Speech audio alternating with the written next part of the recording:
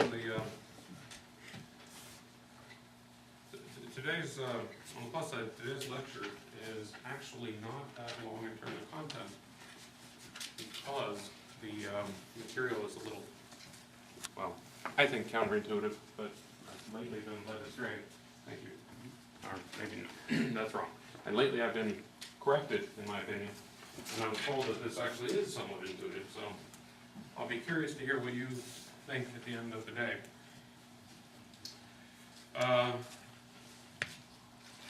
So today we're going to talk about three distributions that are all continuous, where we can compare and contrast continuous random variables and continuous probability distributions with the discrete probability distributions we talked about last week, but the structure is going to be a little different. We will first introduce the notion of continuous distributions, then illustrate that with the uniform, which is the simplest possible continuous random variable and continuous probability distribution. Then we're going to take a break, take the normal, then we're going to do a problem on that, then we're going to take a break, and then we're going to do the normal distribution, problem, break, end up with the exponential problem, rather than collecting all the problems at the end. And I'd also be curious to hear if you prefer that structure, because otherwise we might be able to work that in elsewhere. Okay, so first, definitions. I think we've talked about quite a bit that there are such animals as continuous random variables that can take on any value in an interval. And because there's an uncountable infinity of observations or values in an interval, you have run into the problem that if you're going to assign a positive probability to each of those, you end up assigning 0. And then you find that you're multiplying 0 by infinity, which of course can be whatever you need it to be in your structure. Does anyone remember why it is that if you want to assign the probability to the next person walking through that door as your height, we come up with a number? Okay. What number would we assign to the probability that the next person walking through that door is exactly your height? 0. 0. And why? Because if you measure close enough, nobody's the same height. Very good. So essentially what we're doing is we're narrowing the level of precision, or whatever you want to call it, right? Literally there's an infinity of decimals after whatever point you start. And so no matter how close, you will find that that height is different from yours. In fact, if you go out and come back in, that height will be different from when you left.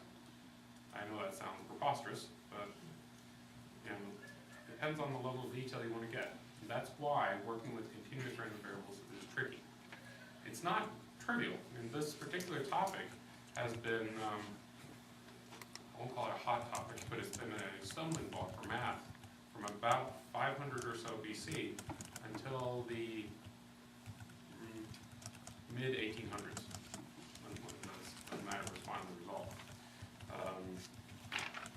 And so we're going to deal with 2 out of the 3 sort of types of distributions. There's another called singular continuous that I've never seen anybody bother with.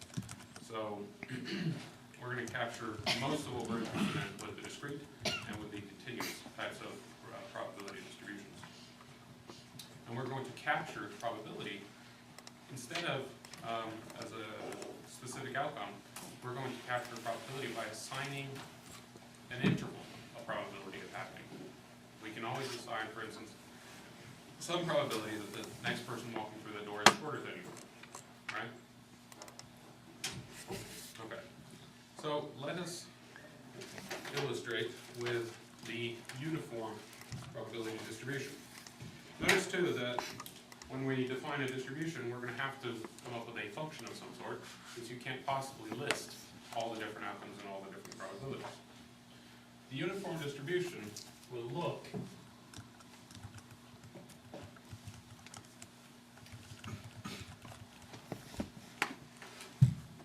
like a rectangle. Okay? So what this is saying is that between A and B, the probability density is going to be 1 over b minus a.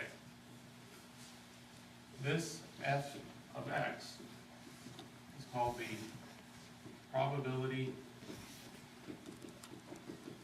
density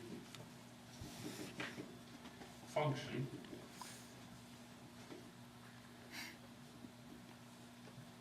or PDF. Okay? Now, how does this represent probability? In the easiest possible manner. In between A and B, if you have two intervals of equal length, they have the same probability of happening. The probability of that happening is represented by the area. So, if you have C and D,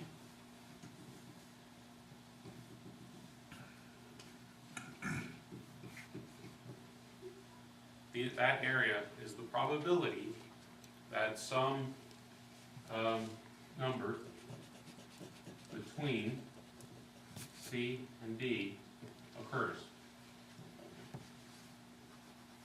Questions on that? Okay. So, since if you run the experiment, something has to be the outcome. First of all, what is the probability that you get something in say, this interval? Remember, area under the curve represents the probability. 0. How about this interval? 0. Also 0. But here we have a positive probability, right? Okay, now, since something has to happen, what is the total area of the rectangle? 1. 1. Is that clear to everyone? Something has to happen, right? The probability that you're going to get some number if you run the experiment leads to the fact the entire area is 1. The entire area of the rectangle is 1. What is the probability density between A and B?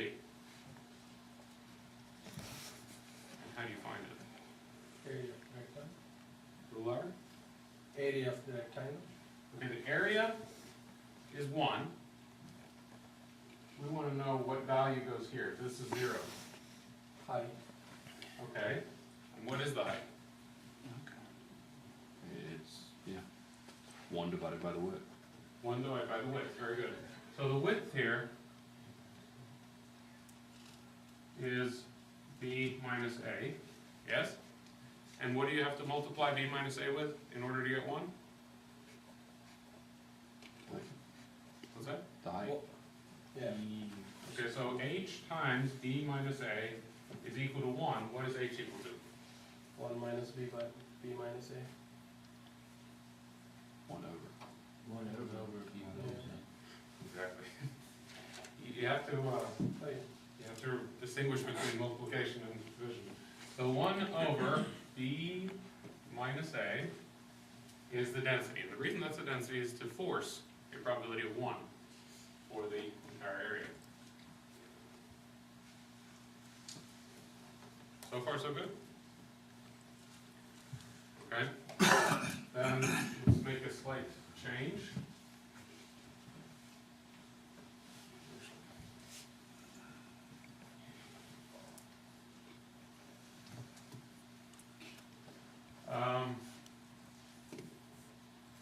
Actually, one other thing you can easily tell me.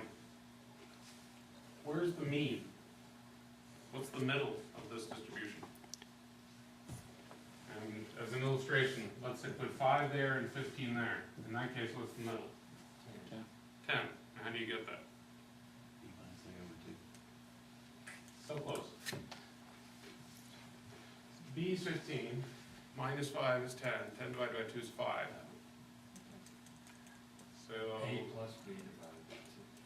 there you go, A plus B divided by 2. So that's the mean.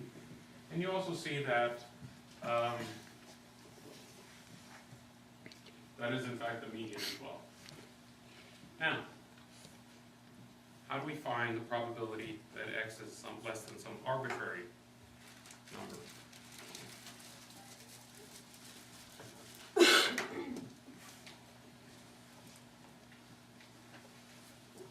just pick something here. How do we represent the probability that X is less than C? And while you're thinking about that, does it make any difference if I do this? No, Because, it's 0. exactly, the probability that X is exactly equal to C is 0. So it makes no difference. Very rare case in math where it doesn't matter if you use less than or equal to or just less than.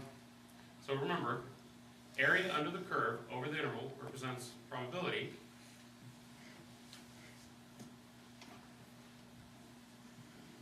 So that's the probability. It is, C minus A over B minus A?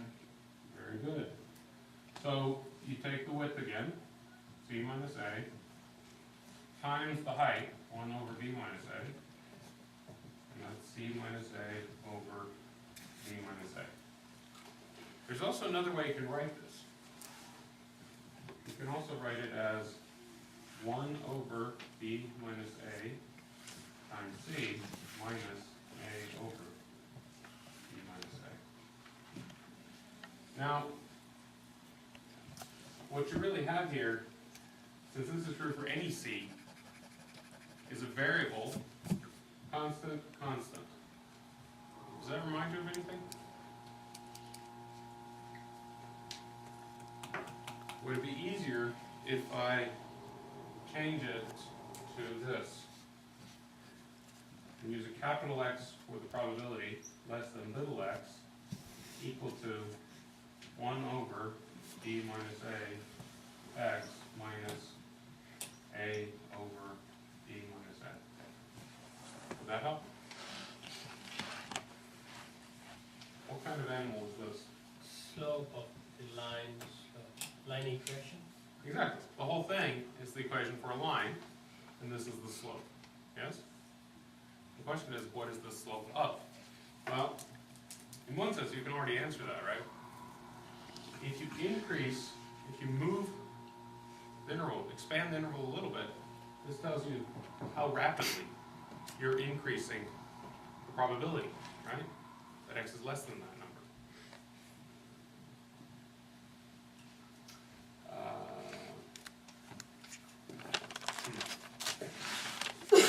I really want to be able to draw right here, so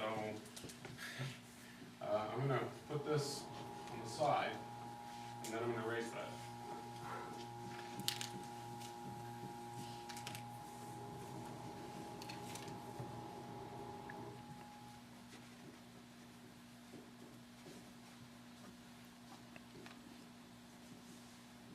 Okay, everybody have it?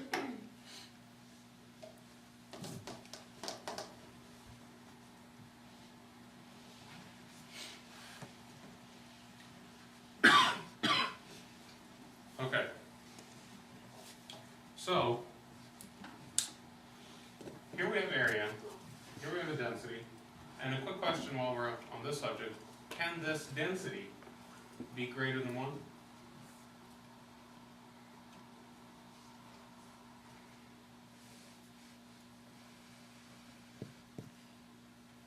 No. As long as we assume that the area is 1, then. Not as long as we're saying that the area is 1. And now, how do you reach that conclusion? Under 1, it can't be. As long as what's under 1? The width, or the length, whatever the interval is. As long as it's under 1, it will always be smaller, yeah. Okay, so if this is, let's say, instead of 15, let's say we had 5.1 here.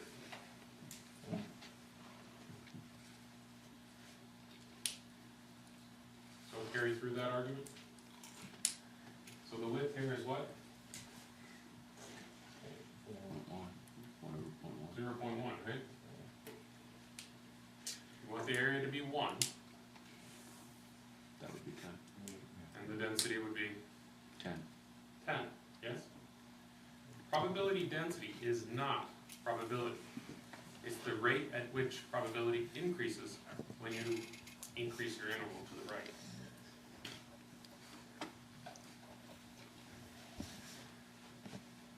So, instead of just the density, people have come up with the cumulative density.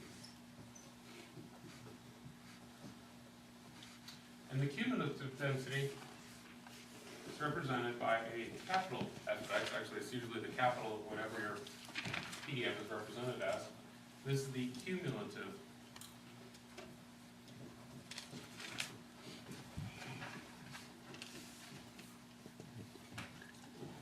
density function, or CDF. And it represents probability. In fact, f of x is equal to the probability that x is less than little x. So,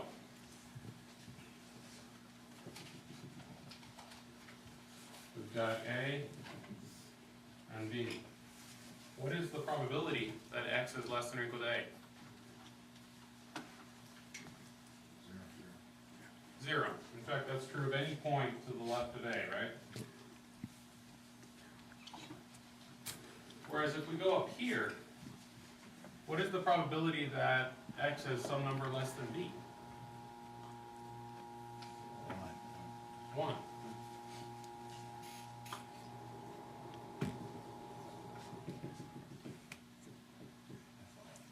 And that's true for any number larger, right? If the probability is 1 that you get a number less than b, then it's certainly going to be probably 1 that you get a number smaller than b plus 1, or b plus 8 billion.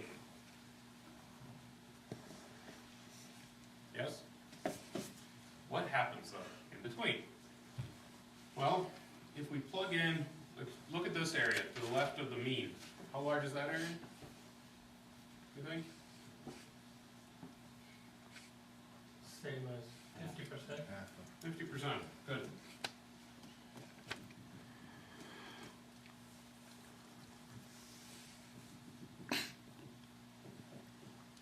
In fact,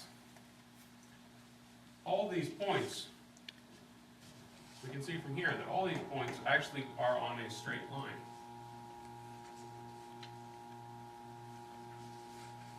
That's what this thing represents. So it has a slope equal to the PDF, right? And then the intersection is somewhere down here. That has very little interpretation.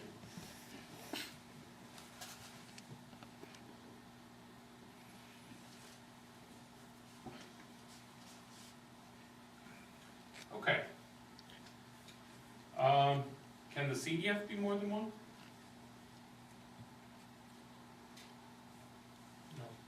No, because it truly does represent probability.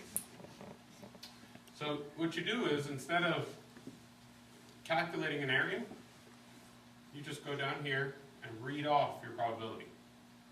So what we're going to do is, when we approach a problem, we will draw the PDF and indicate what we're interested in with the area, which will usually tell you pretty closely what you're going to find. Rough, not exact, but so that you have a ballpark idea. Then we're going to either calculate or look up a CDF, typically in a table, and that'll tell us what the actual answers are. So what is the relationship between the CDF and the PDF? Any ideas what we call that?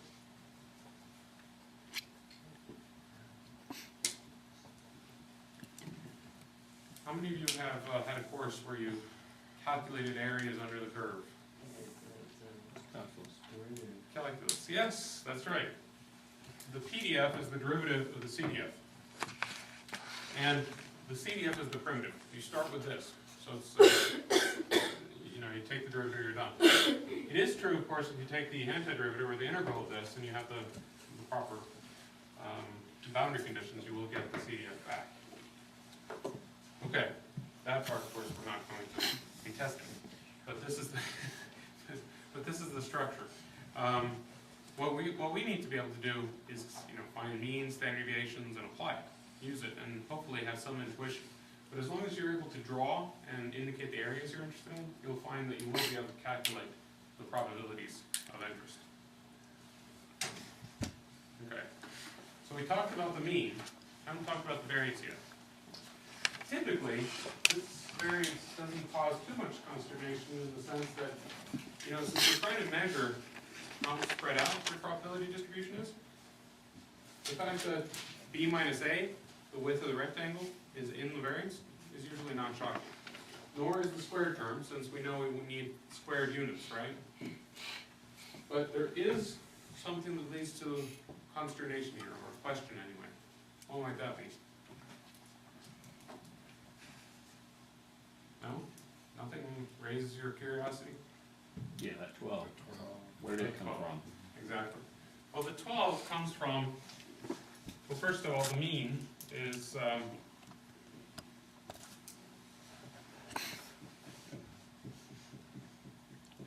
so for the uniform, but just for the uniform, it would then be, actually, we can simply limit it from A to B at, let's see, x 1 over b minus a dx. And we end up with a plus b over 2. When we calculate the variance, that's minus infinity plus infinity of x minus mu squared f of x dx. And, well, I used to actually have a slide doing this. Turned out it wasn't terribly popular, so we took that out. And, but basically the 12 simply comes from cranking through the numbers. And it's always 12 for uniform distributions. Okay? When we get into, you know, other types of continuous probability distributions, it's not 12. But for the uniform, it's always 12. So that's something worth putting on a crib sheet for a client. Okay, so here is our example. Of course, now I have no space, so What is that 12 actually called? What does it represent? 12. It doesn't really have any other name. You could call it a parameter, but it's not really. It's fixed. You know, it never changes at all. Parameters tend to change for different distributions, but this one's always going to be 12. Okay, so going back to our example.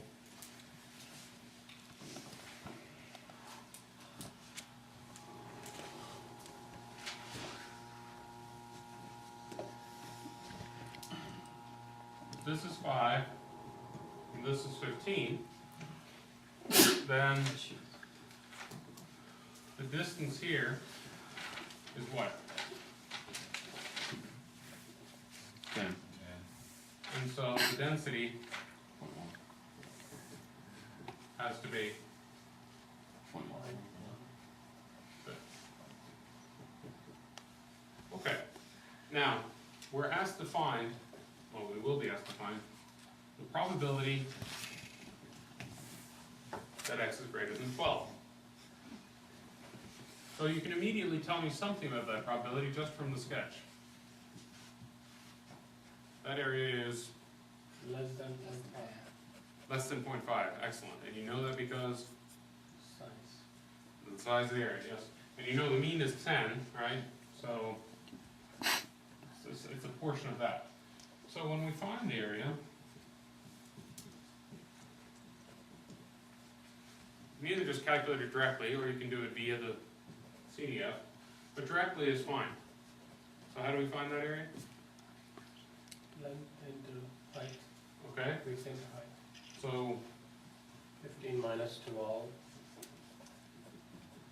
Yep. 10 to 0.1. very good. So that's 3/10 or 30%. Any questions on calculating probabilities, standard deviations, variances, uniform distributions? Alright, so that's basically the example of it. Actually, quite frankly,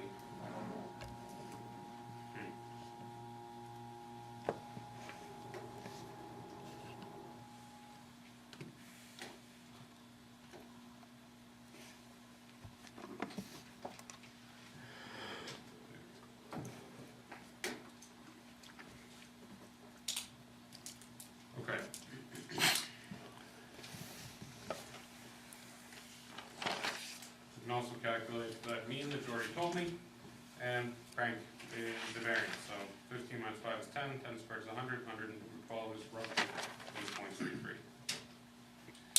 And that leads us to the uniform problem.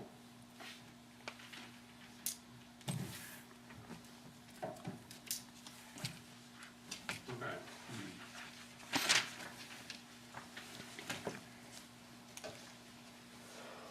Anybody need this?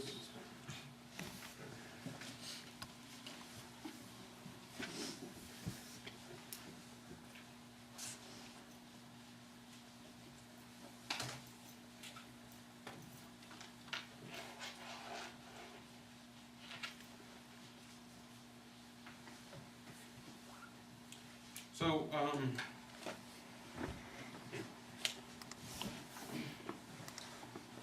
there's a lot of criticism of the uniform, and a lot of it also is legitimate, because it is simple. It is something you use when you really don't know what to expect in terms of distribution. But, if you have a large number of uniform distributions, and you're looking at the system, like a mean of a lot of uniform distributions, you end up with roughly a normally distributed range. So, oftentimes it doesn't be gained by assuming that you don't have a uniform distribution. The other reason for using it is it's quick, and it's easy to work with, it does the job, and if you need something just to introduce uncertainty, it's not a bad way to go. But, obviously there's some weaknesses. So for instance, when this executive is told that if she leaves her house on the market for one more month, she will get an offer between $200,000 and $225,000, and that it's uniformly distributed on that interval.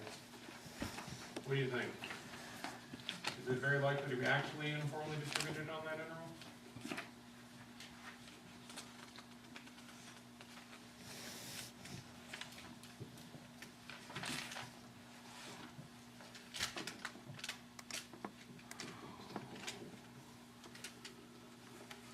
She has a current offer of $210,000.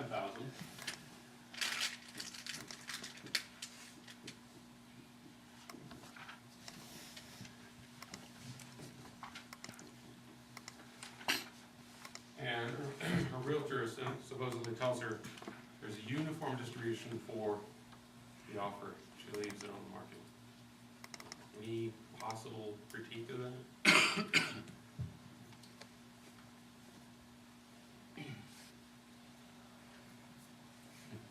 This is why we warm up first with articles.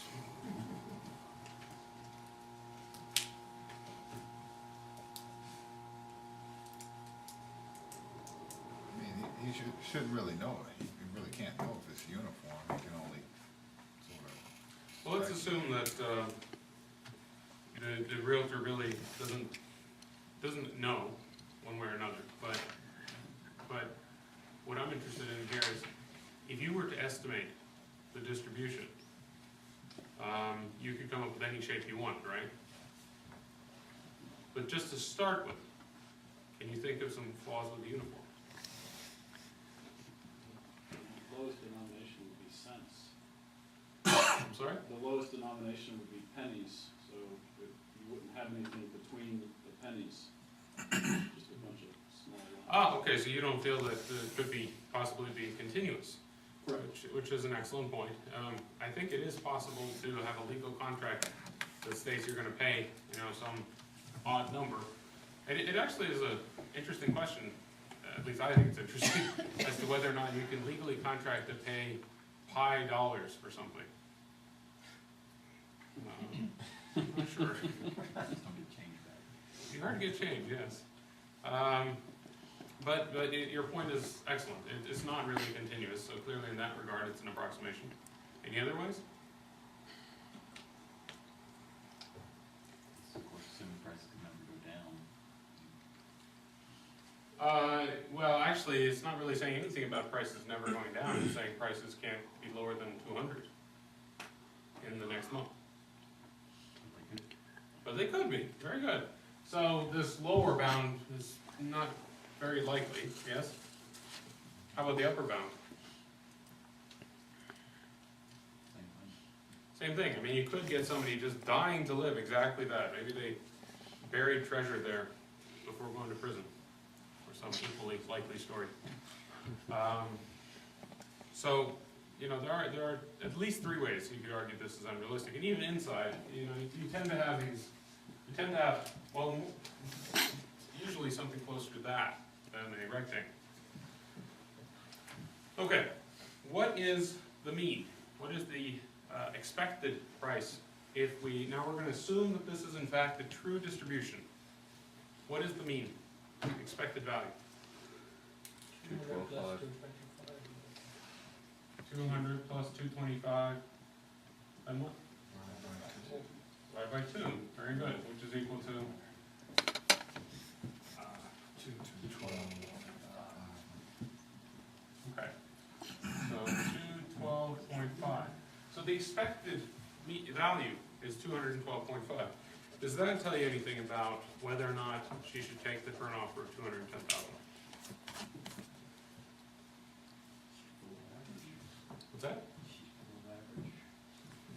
The current offer is, right, it's just below the average price she could expect, $2,500. It does tell us that there's a better than even chance that she will get a higher offer. True. So what other factors would it enter into your decision making? What's that? Am I paying another mortgage? Are you paying another mortgage? Yeah, so liquidity concerns. The market, What about the market? whether, like, today's market, I'd sell a heartbeat. Okay, so the general trend. If I had a But- qualified buyer. Take what you I can get. understand what you're saying, but remember, we're assuming this distribution now is true. Okay. So even if, but if we assume this is true, would you sell? No. Okay, because,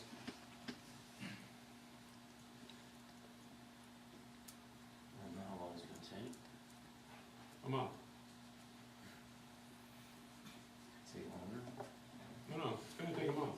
We're now assuming that this distribution is true. That is a valid critique of the whole setup and the approximation. But we're now going to take this one as given, and as we take the 210,000, our current on offer. No, Because, more chances of increasing price. okay, Because it's in your favor that you're gonna get a higher offer within the month, so. it's, what you're saying is, when you say in your favor, are you saying that there's there's a probability greater than 50%, or are you saying that the expected value is greater than 210? Well, I think a little bit of both. A little bit of both, okay, good. That's a very concise way of saying it in that case. How about, well, what other factors would you need to take into account? Yeah, that's what you just said, the expected value, you should count that. Well, we did. That's a mean, though. That is by definition an expected value. You have to take into account the equity you have in your house, and if you have less, if you say you only have 210, you have to take account of the equity you have in your house, to make sure that if you only get 205, if you wait, and now you're underwater on your house, that's possibly not an option, so. Okay, I'm gonna expand that a little bit and say that your own financial and risk preferences enter into the equation, sure. In addition, there's one biggie in any economic decision, or any business decision. Net present value? True, but there's Opportunity, another one. What's that? opportunity cost? Opportunity cost. In this case, what would you be doing with 210,000 in that month? Especially if you do have another mortgage, you have to take into account that you would be paying for the opportunity to possibly make 2,500 or even 15,000. So really, there is no hard and fast answer here. But I'm just curious, how many of you would take the offer? 1, 2. How much? No, under in this circumstance, It's just today's market is gonna No, be no. less. just this circumstance. So we have 2, how many of you would sit on it? How much is that? How much do you pay for the house? It's fascinating to me. I've asked this question now 4 times, and it really depends, I think, primarily on the first person that speaks. So that there's like this trend of reinforcement that we should either sell it or not, because it's very easy to sort of get caught up in this idea that there is a right answer here. But it really is a question more of personal preference. What's fascinating to me is that the degree to which the shift in the classes, like yesterday, it was 2/3 that wanted to sell it. No, I'm sorry, yesterday it was 2/3 that wanted to keep it, just like here. Actually here the preponderance was even greater. But on Tuesday, I think it was Tuesday, not a single person wanted to sit on it for another month. So it's either risk preferences are just wildly different, varying, Terry, or the discussion is leading towards some particular point. Of course, there is a tendency to sort of groupthink in a situation like this as well. We can also calculate the probability that we're going to make a reasonable profit, say 215 or more. And if we're interested in the probability of making $215,000 or more, this is the area we want to find. And so what is the probability of making more than 215,000 on our house, or not making perhaps, but selling it for $215,000 or more? 40%. What's that? 40%. And how do you get that? The difference is 25. Oh, right, so that's up here, good. So look, 10 is 40% of 25. Okay, good. So 225 minus 215, that's where the 10 comes from. 1/25, that is in fact 0.40. And perhaps not shockingly, the probability that X is less than 210, 0.06, no? less than 210, okay. Yeah. All right. 40%. Exactly. So if this is 210, it's just the opposite end of the spectrum. So still 210 minus 200 over 25, or 40%. Okay. So we've seen pretty much everything we want to calculate with uniform. Are there any questions on it?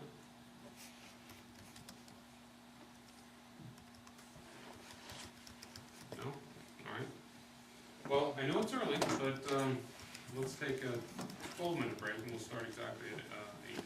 I'm sorry. 7. Yeah, we'll start at 8.